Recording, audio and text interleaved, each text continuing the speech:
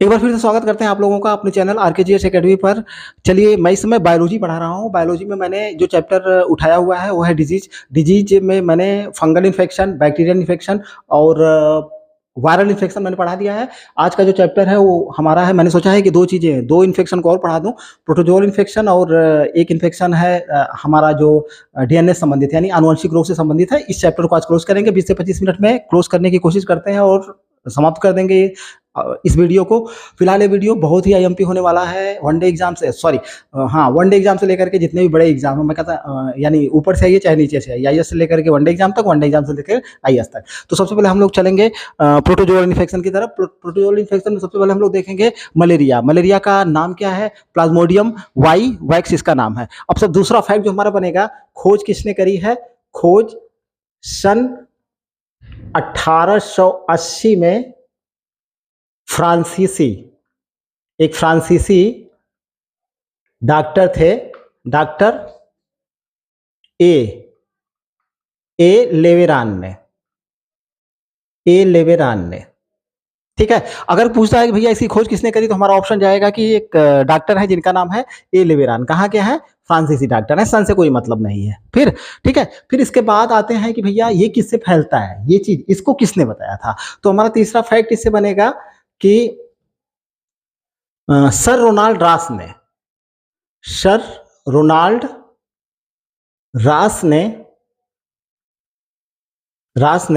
बताया कि मादा एनीफिलीज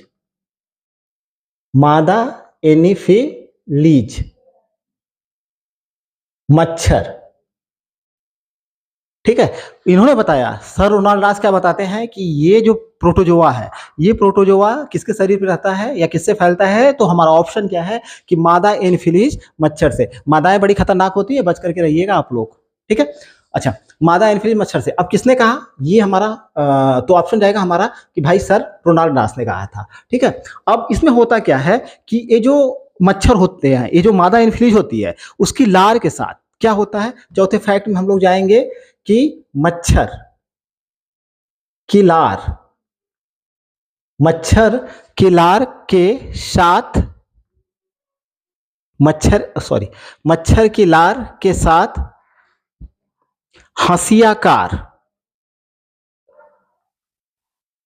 आकार भी कभी कभी क्वेश्चन में पूछ देता है। हंसियाकार प्लाज्मोडियम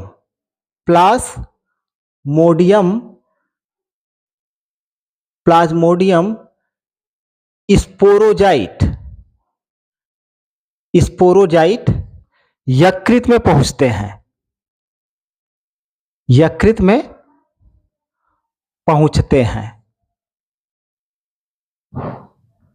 ठीक है। अच्छा, जो मच्छर जब हम काटता है तो उसकी लार के साथ, ये सारी चीजें हमको पता होनी चाहिए। क्या उसकी लार के साथ, मच्छर की लार के साथ ये जो प्लाज्मोडियम होते हैं, प्लाज्मोडियम स्पोरोजाइट जो होते हैं, ये प्रोटोजोआ जो होते हैं, ये प्रोटोजोआ का नाम क्या है? Plasmodium sporozoite. ये इनका आकार कैसा होता है? तो हमारा ऑप्शन जाएगा हंसी आकार होता है। और ये सबसे पहले मानव शरीर के किस भाग में, मतलब कहाँ पे जाते हैं? ये यकृत में पहुंचते हैं। और इसी यकृत में क्या होता है? ये इनका गुणन होता है, मतलब कि ये वृद्धि करते हैं। इसके बाद, यकृत के बाद ये यहां से कहाँ जाते हैं? तो आरबीसी में।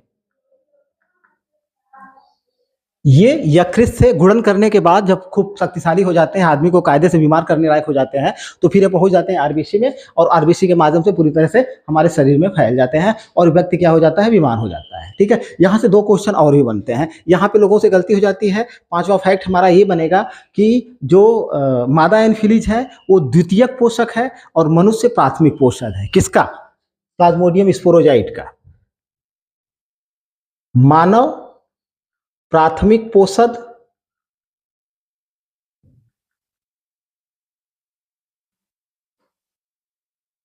मादा एनीफिलीज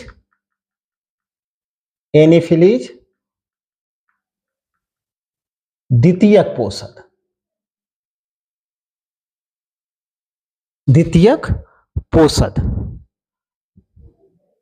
ठीक है। अब इसके बाद इसके लक्षणों से हमको कोई मतलब नहीं है। लक्षण में क्या होता है? उल्टी होती है, बुखार होता है, थकान कमजोरी होती है, खाना नहीं खाया जाता है। लेकिन यहाँ से ये सारे लक्षण कोई मेन लक्षण नहीं है। कुछ बीमारियों के मेन लक्षण है जहाँ से क्वेश्चन पूछा जाता है, उसको मैं बताता रहता हूँ। यहाँ से लक्षणों पे नहीं जाना है हमको, क्योंकि कॉमन लक्षण है जो कि हर डिजीज में लगभग देखने को मिलते हैं।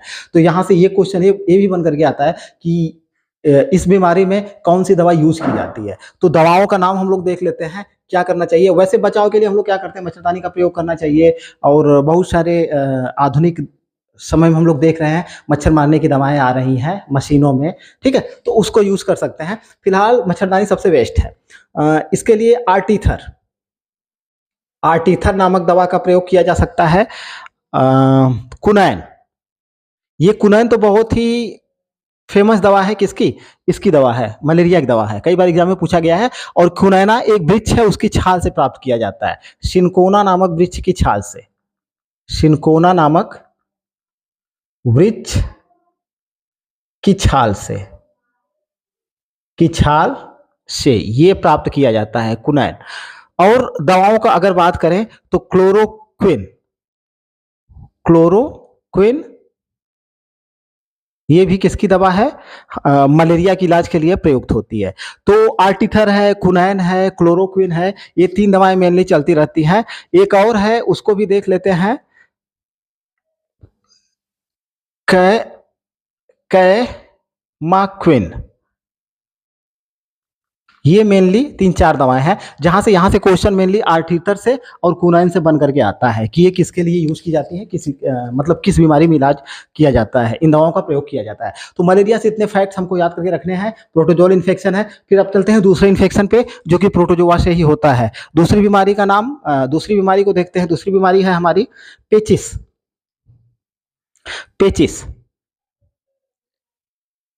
ठीक है, अब पेचिस क्या होता है? प्रोटोजोल इन्फेक्शन है। पेचिस का नाम क्या है, या इसके प्रोटोजोआ का नाम क्या है? तो एंट अमीबा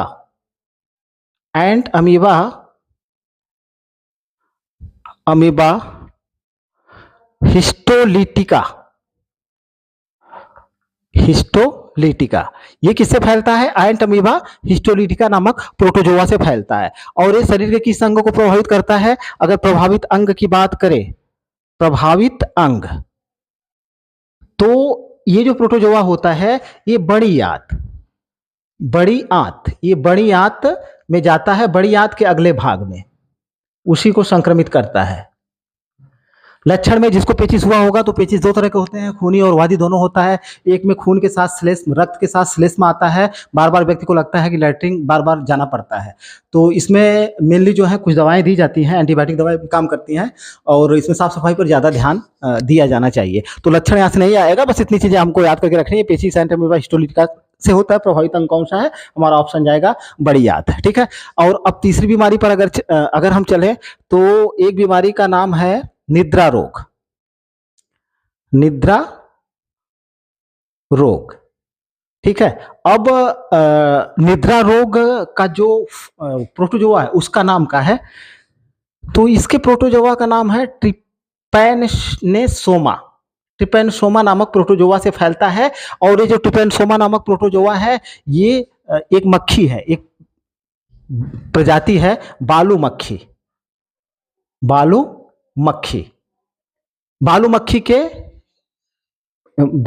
इसका क्या है? इसका पोषक है, इसी पर रहता है और इसी के द्वारा ये मानवों में फैलता है। अगर इसकी बात करें तो ये दक्षिण अफ्रीका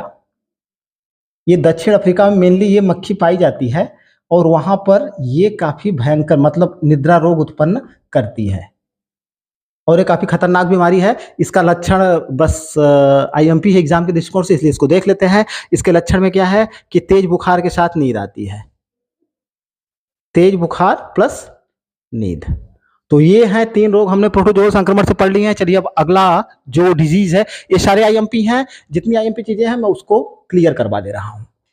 अब प्रोटोजोआ से कुछ 2-3 रोग और है, उस पर चर्चा कर लेते हैं। इसके बाद फिर चलेंगे हम लोग आनुवंशिक रोगों पर।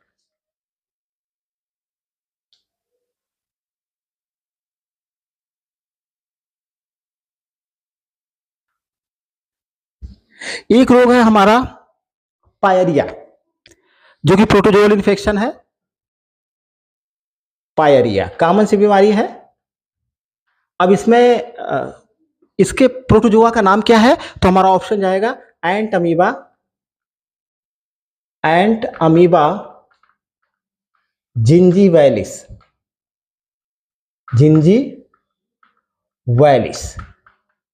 तो ये हमको याद करके रखना पड़ेगा। जितनी भी प्रोटोजोअल संक्रमण से बीमारियां हो रही हैं और किससे हो रही हैं, ये हमारे दिमाग में एकदम फिट होना चाहिए। अब इसमें प्रभावित अंग की बात करें तो कुछ लोग अगर दांत मांगते हैं तो वो गलत हो जाएगा। प्रभावित अंग की अगर बात किया जाए तो मसूड़े।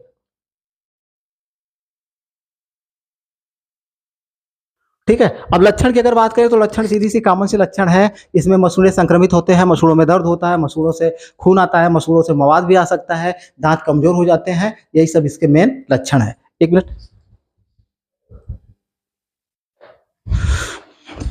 ठीक है। हाँ, तो इसके मेन प्रभावित अंग क्या है? मसूड़ा है। और उसके पायरिया का नाम, पायरिया के प्रोटोजोआ का नाम हमको पूरी तरह से याद रहना चाहिए, एंट अमीबा जिंजीवैलिस। ठीक है। एक है हमारा काला जार, काला जार। ये भी क्या होता है? प्रोटोजोअल इन्फेक्शन है। और इसका प्रोटोजोआ का नाम क्या है? Leishmania, Leishmania.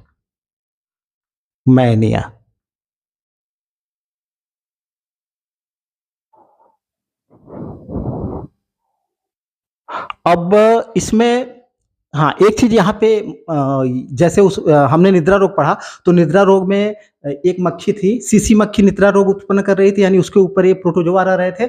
उसी प्रकार से इस मक्खी के ऊपर जो प्रोटोजोआ रहता है, अरे मक्खी की एक प्रजाति है, वो है बालू मक्खी, बालू मक्खी।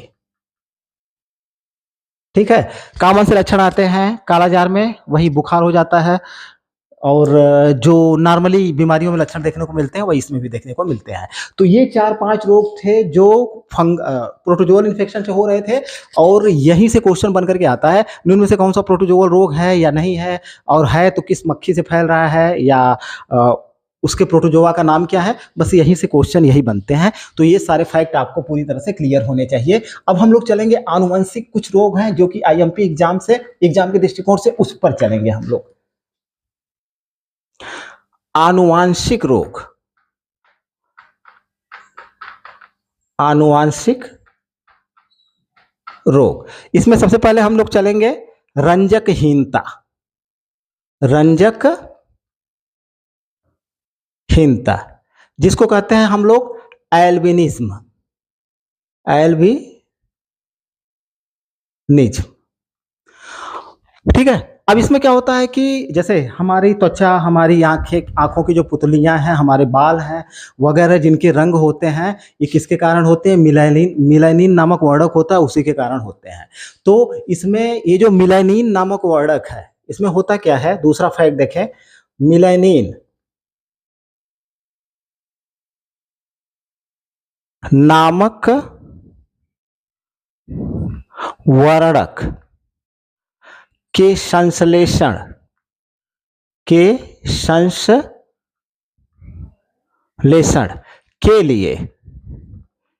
लिए टायरोसिनेज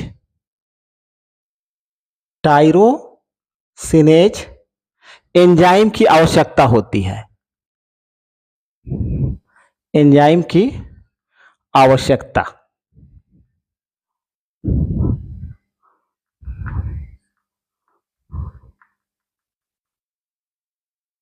ठीक है। हमारे त्वचा के रंग के लिए, बालों के रंग के लिए, आंखों की पुतलियों के रंग के लिए वगैरह, इसके लिए कौन सा वर्णक जिम्मेदार है? तो हमारा ऑप्शन जाएगा मिलानिन जिम्मेदार है। ठीक है। कई बार एग्जाम में आया हुआ है। अब मिलानिन नामक वर्णक का जो संश्लेषण होता है, उसके संश्लेषण में एक एंजाइम होता है जिसकी भूमिका होती है, अगर पूछे कि किस एंजाइम की सहायता से इसका शरीर में संश्लेषण होता है मिलानिन का, तो टायरोसिनोज के कारण होता है। लेकिन इसमें होता क्या है? टायरोसिनेज जो एंजाइम होता है, ये मिलानिन का संश्लेषण नहीं कर पाता है, यानी कि संश्लेषण नहीं हो पाता है, तब ये वाला रोग हो जाता है। जिसमें अब सीधी सी बात है, इसमें क्या हो जाता है कि आंखें सफेद हो जाएंगी, आंखें सफेद, आंखों की पुतलियों का रंग सफेद हो जाएगा, आंखों की पुतलियां, त्वचा, बाल का रंग सफेद।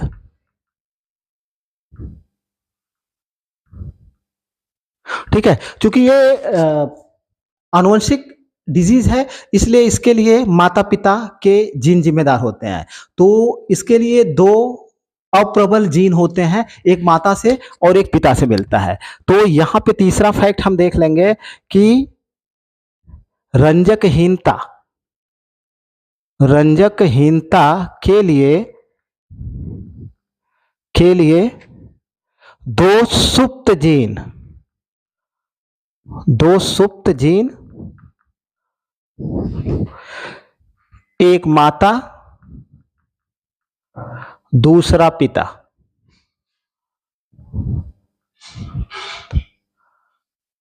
से मिलता है। ठीक है, ये सारे फैक्ट हैं हमारे आनुवंशिक रोग में एल्बिनिज्म से। यहाँ से जो भी क्वेश्चन आएगा तो आप लोग कर ले जाएंगे, कोई दिक्कत नहीं होगी। इसमें इसका जो जीन जाता है तो दो सुप्त जीन होते हैं, एक माता से चला जाता है, एक पिता से चला जाता है। और इसके लिए जिम्मेदार क्या होता है, ये जो मिलानिन नामक वर्णक होता है, इसका संश्लेषण टायरोसिनेज नामक एंजाइम करता है। और जब इसका संश्लेषण नहीं हो पाता है तो मिलानिन नहीं बन पाता है, इसलिए जो कलर होने चाहिए हमारे बालों के, आंखों के, त्वचा के, ये नहीं बन पाते हैं और सफेद कलर के दिखने लगते हैं। तो ये इसके लक्षण हैं। ठीक है, अब दूसरी बीमारी पर हम लोग चलते हैं। दूसरी बीमारी है हमारी रंजकहीनता के बाद एलके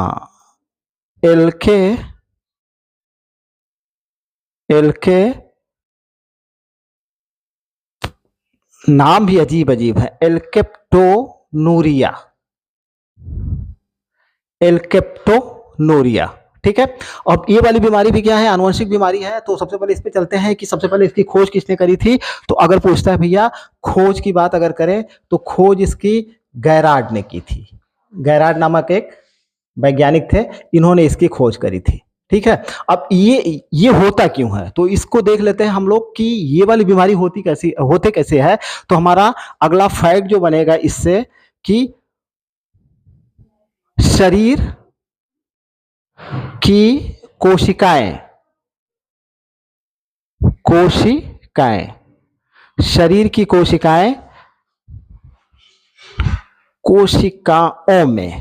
की कोशिकाओं में मिलानिन, वही जो पीछे पढ़ चुके हैं हम लोग,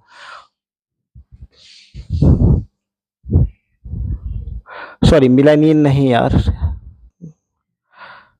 फिनाइल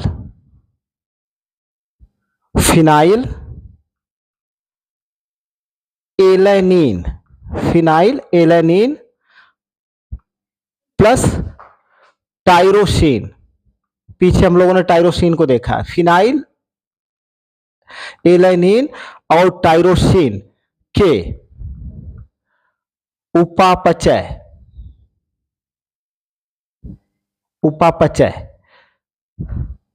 के एक चरण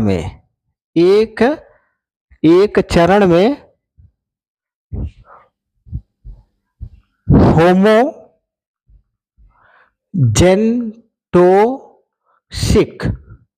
होमोजेंटोसिक अम्ल बनता है।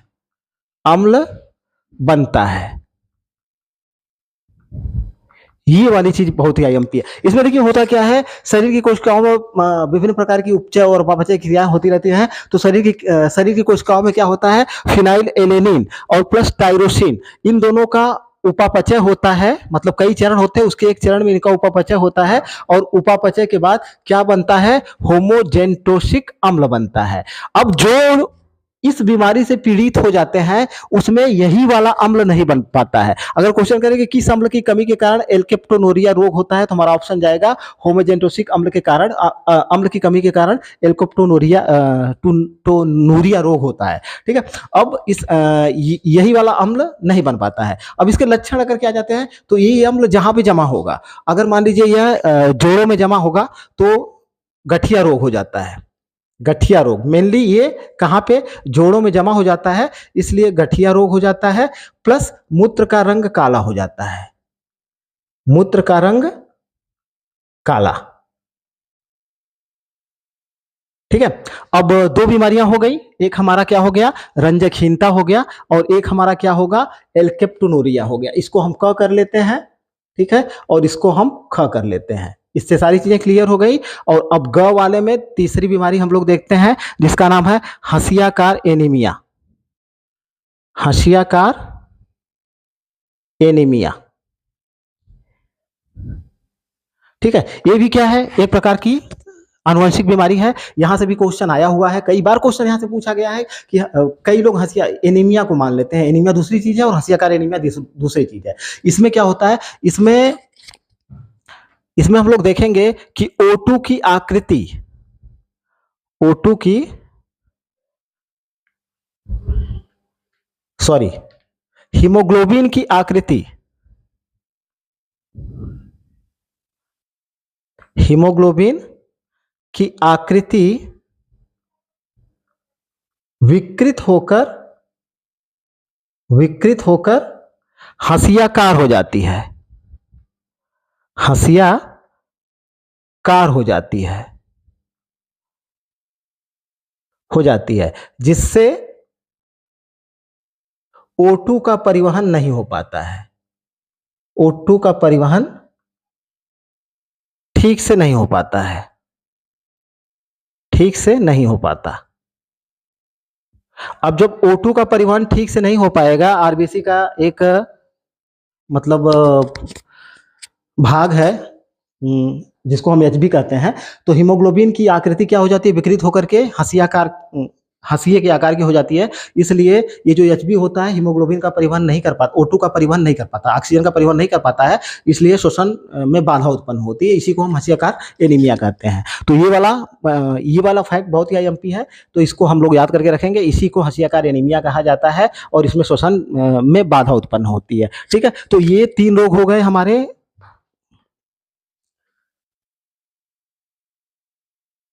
आनुवंशिक डिजीज से। अब 2-3 रोग और हैं जिस पे चर्चा करेंगे, जो कि आईएमपी हैं।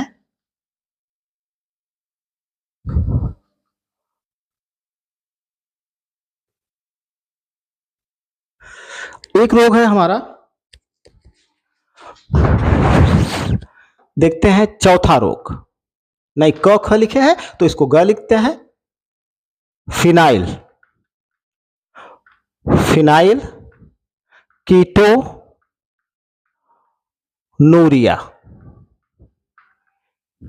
ठीक है। ये भी क्या है, ये भी एक प्रकार का मतलब आनुवंशिक रोग ही है, जो कि ब्लड से संबंधित है।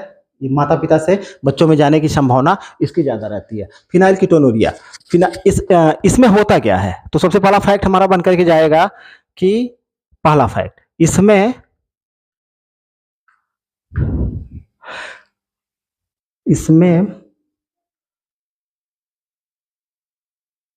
हाँ, फिनाइल एलेनीन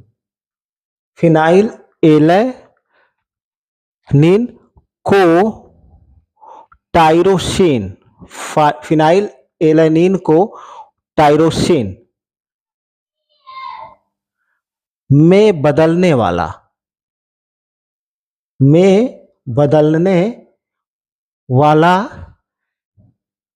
एंजाइम,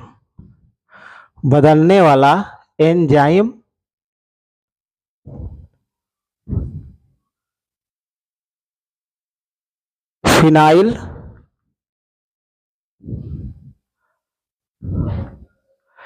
एलेनीन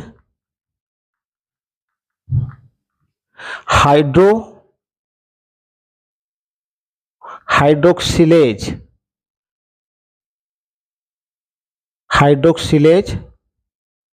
की कमी हो जाती है। ये है इसका मेन लक्षण। अगर यहां से क्वेश्चन देखिए, यहीं से पूछ सकता है कि फिनाइल कीटोनूरिया में होता क्या है। फिनाइल एलेनीन जो होता है, फिनाइल एलेनीन को टायरोसिन में बदलने वाला एंजाइम। तो अगर ये पूछे कि फिनाइल एलेनीन को टायरोसिन में बदलने वाला कौन सा एंजाइम है, तो उसका नाम है फिनाइल एलेनीन हाइड्रोक्सिलेज, ठीक है। तो ये टायरोसिन को फिनाइल एलेनीन हाइड्रोक्सिलेज में बदलता है, लेकिन इस रोग में क्या होता है कि यही बदल नहीं पाता है, ठीक है। तो ये क्या होता है कि ये जो फिनाइल एलेनिन हाइड्रोक्सिलेज होता है, इसका तंत्रिका ऊतकों में जमा हो जाता है। ठीक है, इसका उपापचय होना जरूरी है, लेकिन फिनाइल एलेनिन हाइड्रोक्सिलेज का तंत्रिका ऊतकों में जमाव हो जाता है, में जमाव हो जाता है। और इसका जब जमा हो जाता है तो बच्चों में, मेनली ये बच्चों में पाया जाता है, बच्चों में मंद बुद्धिता, बच्चों में अल्प बुद्धिता, ये बीमारी हो जाती है। बच्चों का मानसिक विकास ठीक से नहीं हो पाता है। तो कहे, अगर यहाँ से क्वेश्चन आता है कि फिनाइल कीटोनुरिया क्या होता है और किसमें होता है, तो हमारा ऑप्शन जाएगा बच्चों में होता है। और बच्चों में इसके कारण क्या हो जाती है, अल्पबुद्धिता हो जाती है, यानी उनका मानसिक विकास ठीक से नहीं हो पाता है। और ये किसके जमाव से होता है, तो हमारा ऑप्शन जाएगा एलेनिन हाइड्रोक्सिलेज के जमाव से होता है। ठीक है, अब अगली बीमारी पे चलते हैं। ग घ एरिथ्रो ब्लास्टोसिस, एरिथ्रोब्लास्टोसिस फिटालिस।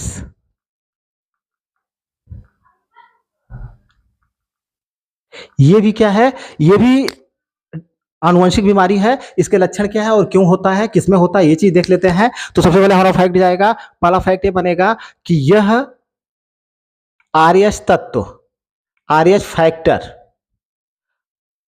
से संबंधित बीमारी है, से संबंधित बीमारी है। क्योंकि ब्लड में आरएच तत्व, ब्लड में आरएच फैक्टर की जांच सबसे पहले करी जाती है, आरएच माइनस या आरएच प्लस, ये होता है। तो ये आरएच प्लस या माइनस से संबंधित बीमारी, यानी आरएच फैक्टर से संबंधित बीमारी है। अब दूसरा फैक्ट अगर इसका बन जाता है तो यह होता किसको है, यह गर्भावस्था में, यह गर्भावस्था में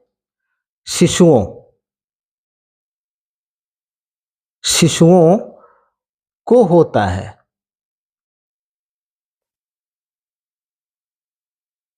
ठीक है, ये कम लेकिन बहुत ही घातक होता है। ये बहुत ही कम देखने को मिलता है लेकिन बहुत ही घातक होता है। क्यों, क्योंकि तीसरे फैक्ट में हम चलेंगे तो ऐसे शिशुओं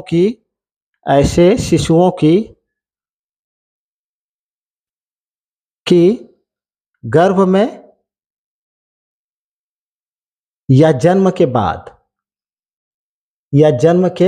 बाद मृत्यु हो जाती है। इस रोग से ग्रसित जो शिशु होते हैं, इनकी या तो गर्भ में मृत्यु हो जाएगी या तो जन्म के बाद होती है। लेकिन इसमें एक बात ध्यान रखने वाली है कि यह पहले बच्चे के साथ नहीं होता है, प्रथम बच्चे के साथ नहीं, लेकिन जब दूसरा बच्चा पैदा होने को होता है तो उसमें संभावना, दूसरे बच्चे में संभावना अधिक, बच्चे में संभावना अधिक। ठीक है, और ऐसे शिशु क्या होते हैं, ऐसे शिशु, पांचवें फैक्ट और लास्ट फैक्ट पे जाएंगे। ऐसे शिशु सदा आरएच प्लस होते हैं। माता जो होती है आरएच माइनस होती है, आरएच माइनस, पिता आरएच प्लस। और ये रोग जो होता है, चूंकि पिता आरएच प्लस है, तो ये रोग जो ऐसे शिशु आरएच प्लस होते हैं, तो ये रोग शिशुओं को उनके पिता से मिलता है। ये चीज हमको याद करके रखना होगा। तो कहने का मतलब क्या, पिता से यह रोग जाता है, किसमें, पिता से ये रोग बच्चों में जाता है। तो ये है हमारा एरिथ्रोब्लास्टोसिस फिटालिस डिजीज। ठीक है, ये आनुवंशिक रोग है। तो चलिए 3-4 आनुवंशिक बीमारियां हो गई हैं, 1-2 आनुवंशिक बीमारियां और है जो कि एग्जाम के दृष्टिकोण से आईएमपी है, उसको देख लेते हैं और क्लास को क्लोज करते हैं।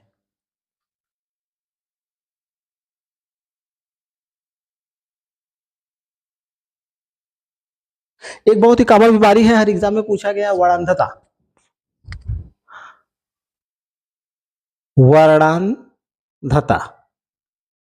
ठीक है, सभी लोग जानते हैं वर्णांधता, इसको डाल्टोनिज्म भी कहा जाता है।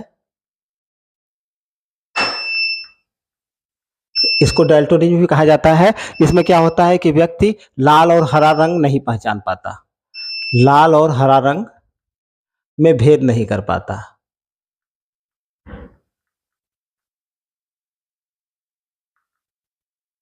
ठीक है, ये चीज इसमें आती है। कई बार एग्जाम पूछा गया है कि किस बीमारी, इस बीमारी में क्या होता है, लाल और किस रंग में भेद नहीं कर पाता है, तो लाल और हरे रंग की पहचान नहीं हो पाती है। और इजी टू मॉडरेट अगर क्वेश्चन चले तो जिसको रंगों की पहचान नहीं हो पाएगी वो कई तरह उसका कैरियर एक तरह से बर्बाद ही समझिए, क्योंकि ना तो डिजाइनर हो सकता है, ना तो साज सज्जा संबंधित चित्रकार हो सकता है, ना ही ट्रेन का ड्राइवर हो सकता है, हवाई जहाज का ड्राइवर हो सकता है, और बहुत सारे एरियाज हैं जिसमें वह नहीं जा सकता है। तो ऐसे अगर क्वेश्चन करें तो हम लोग कहेंगे कि वर्णांतता वाले व्यक्ति जो होते हैं इस मतलब इस पेशे को नहीं अपना सकते हैं, आर्किटेक्टर नहीं हो सकते हैं, वगैरह वगैरह सारी चीजें। ठीक है, तो ये वर्णांधता भी क्या होती है, ये हमारी आनुवंशिक डिजीज है। और इसमें क्या मतलब सभी लोग प्रभावित होते हैं, लेकिन स्त्रियां केवल 1/10, स्त्रियां 1/10 ही प्रभावित होती हैं।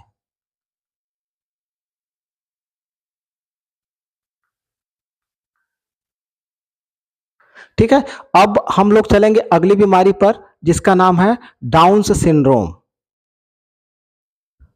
ये तो काफी एग्जाम के दृष्टिकोण से आईएमपी बीमारी है, कई बार एग्जाम में पूछा गया है। ठीक है, ये लिंग गुणसूत्र से संबंधित बीमारी है। इसमें होता क्या है, तो सबसे पहले फैक्ट की अगर चलें तो इसमें 21वीं जोड़ी के गुणसूत्र दो की बजाय 3 हो जाते हैं,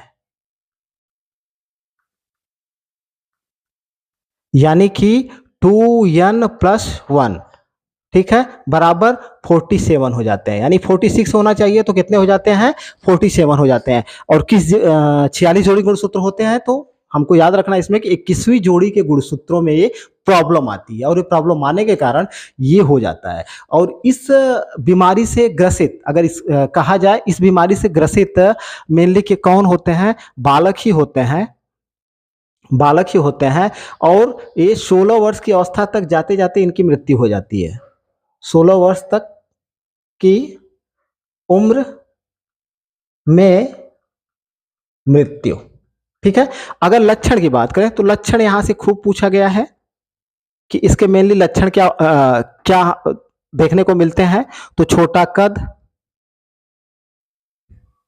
मंद बुद्धि, सिर गोल,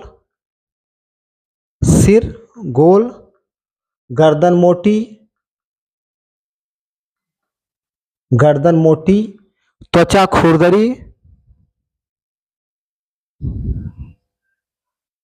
खुरदरी, आंखें तिरछी एवं पलकें मंगोलों की भांति,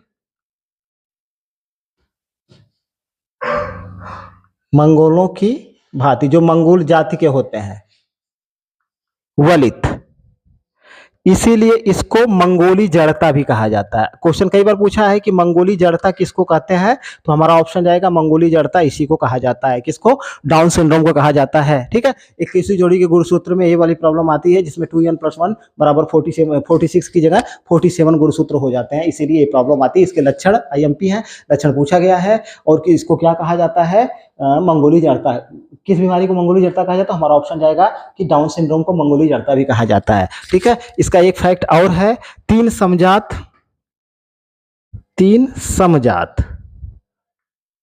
गुणसूत्रों के योग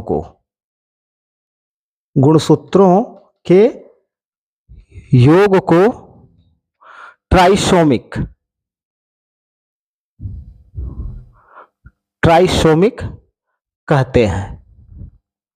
ठीक है, तो ये ट्राइसोमिक वाला क्वेश्चन, इसके लक्षण वाला क्वेश्चन, ये मंगोली जड़ता वाला क्वेश्चन, और एक 21वीं जोड़ी के गुणसूत्र वाला क्वेश्चन, ये 3 4 5 क्वेश्चन है जहां से बार बार एग्जाम में आते रहते हैं ये क्वेश्चन। ठीक है, तो ये लक्षण के साथ साथ ये सारी चीजें क्लियर हो गई। अब हम लोग एक दो बीमारी और है, उसको देख लेते हैं, जो कि VIMP है यहां से।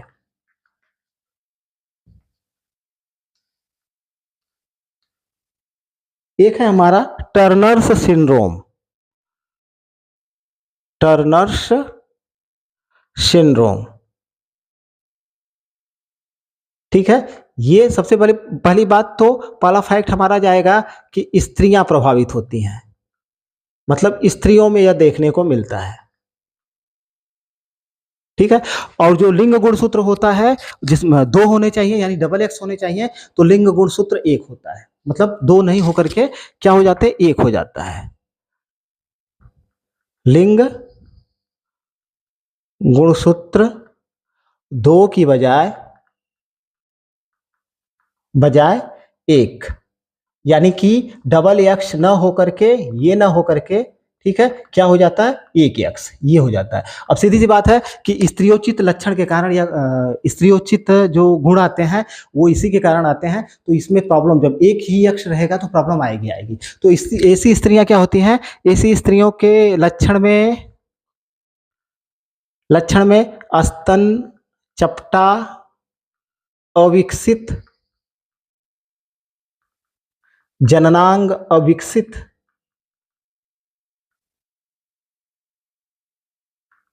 इसीलिए अधिकतर ऐसी स्त्रियां क्या होती हैं, बांझ होती हैं। अधिकतर ऐसी स्त्रियां बांझ होती हैं, मतलब उनको बच्चा नहीं पैदा हो पाता है, ये वाली प्रॉब्लम पाई जाती है इस सिंड्रोम से ग्रसित स्त्रियों में, ठीक है। तो टर्नर सिंड्रोम में होता है, किसमें होता है, ये चीज स्त्रियों में होता है। और गुणसूत्र कौन से पाए, गुणसूत्र क्या होता है कि डबल एक्स की जगह एक एक्स होता है, और ऐसी स्त्रियों में अगर एक एक्स गुणसूत्र होगा तो ये वाली प्रॉब्लम आ जाएंगी, और ऐसी स्त्रियां अधिकतर क्या होती हैं, बांझ होती हैं। और इसको क्या बोला जाता है, उस इसको मोनोसोमिक, उधर क्या था, ट्राइसोमिक था, और ये क्या है, ऐसी ऐसे गुणसूत्र वाली स्त्रियों को क्या कहा जाता है, मोनोसोमिक कहा जाता है। तो मोनोसोमिक को आपको याद करके रखना है। फिर लास्ट बीमारी जो हमारी है, एक बहुत ही IMP, जिसको बोला जाता है क्लाइन फेल्टर्स सिंड्रोम। क्लाइन फेल्टर्स सिंड्रोम,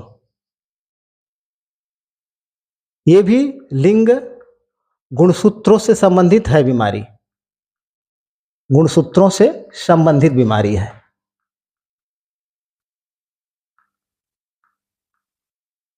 ठीक है। इसमें क्या होता है, इसमें लिंग गुणसूत्रों की संख्या, गुणसूत्र दो की बजाय तीन हो जाते हैं, और कौन कौन से, एक्स एक्स वाई हो जाते हैं। अब सीधी सी बात है, दो एक्स हो गया, एक वाई हो गया, तो ना तो पूरी तरह से स्त्री रहेंगे, ना तो पूरी तरह से क्या बोलते हैं उसको, पुरुष ही रह पाएंगे। तो ये दिक्कत हो जाती है अक्सर, जो हम इस समय देखते हैं, जो हिजड़े हैं लोग, तो ये वाली प्रॉब्लम ही होती है, ठीक है। तो इनको गाइनोकेमिस्टिया कहा जाता है। विकसित, इनका स्तन तो विकसित हो जाता है, विकसित स्तन युक्त पुरुषों को गाइनोकेमेस्टिया, गाइनोकेमेस्टिया कहा जाता है, ठीक है। इनके जननांग अविकसित होते हैं, जननांग अविकसित। तो ये सारी बीमारी है, ठीक है। यहां से क्लाइनफेल्टर सिंड्रोम लिंग गुणसूत्रों से संबंधित है। लिंग गुणसूत्र में क्या होगा, दो की बजाय या तो डबल एक्स हो या तो डबल वाई हो, ना तो डबल एक्स रहता है ना तो डबल वाई रहता है। इसमें क्या होता है, दो एक्स हो जाते हैं और एक वाई हो जाता है, इसलिए व्यक्ति ना तो स्त्री ना तो पुरुष, दोनों में से कोई एक नहीं रह पाता है। अब चूंकि डबल एक्स है तो थोड़ा सा स्त्रियों के लक्षण इसमें आ जाते हैं, इसमें स्तनों का विकास हो जाता है। तो ऐसे चूंकि जन्ना क्लाइनफेल्टर सिंड्रोम बीमारी जो मैं आप लोगों को पढ़ा रहा था, तो थोड़ा सा वीडियो पॉज रुक गया था, बस 1 मिनट बचा हुआ था। मैंने उसमें सारी चीज़ें बता दी थी।